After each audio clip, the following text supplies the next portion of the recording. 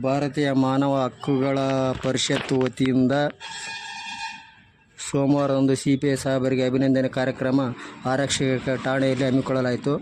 ಭಾರತೀಯ ಮಾನವ ಹಕ್ಕುಗಳ ಪರಿಷತ್ ಸಂಸ್ಥೆ ಯಾವ ಥರ ಕೆಲಸ ಮಾಡುತ್ತದೆ ಎಂಬುದರ ಬಗ್ಗೆ, ಸಂಸ್ಥೆಯ ಕೆಲಸ, ಬಾಲಕಾರ್ಮಿಕರ ವಿರುದ್ಧ ಸಮಾನತೆಯ ಹಕ್ಕು, ಶೋಷಣೆ ವಿರುದ್ಧ ಹಕ್ಕು, ಧಾರ್ಮಿಕ ಸ್ವಾತಂತ್ರ್ಯದ ಹಕ್ಕು, ಬಾಲ್ಯ ವಿರುದ್ಧ ಹಕ್ಕು, ಇನ್ನು ಹಲವು ಹಕ್ಕುಗಳನ್ನು ಒಳಗೊಂಡಿದೆ ಎಂದು ಈ ಸಂದರ್ಭದಲ್ಲಿ ಜಿಲ್ಲಾ ಉಪಾಧ್ಯಕ್ಷರಾದ ಸ್ವೀಪ್ ಅವರು ಹೇಳಿದರು.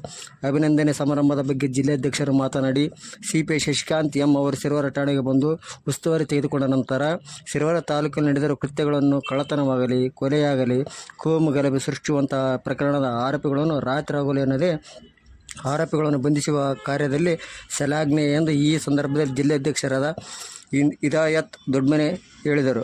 ಭಾರತೀಯ ಮಾನವ ಹಕ್ಕು ವತಿಯಿಂದ ಸಿಪಿಐ ಸಾಹೇಬರಿಗೆ ಶಾಲು ಮತ್ತು ಹೂವಿನ ಹಾರ ಹಾಕುವ ಮೂಲಕ ನೆನಪಿನ ಕಾಣಿಕೆ ನೀಡಿ ಸನ್ಮಾನಿಸಲಾಯಿತು.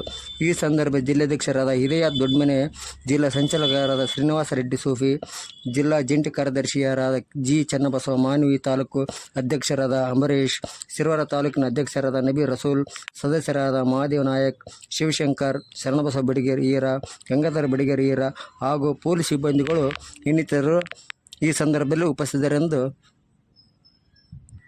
ಹೇಳಲಾಗುತ್ತದೆ.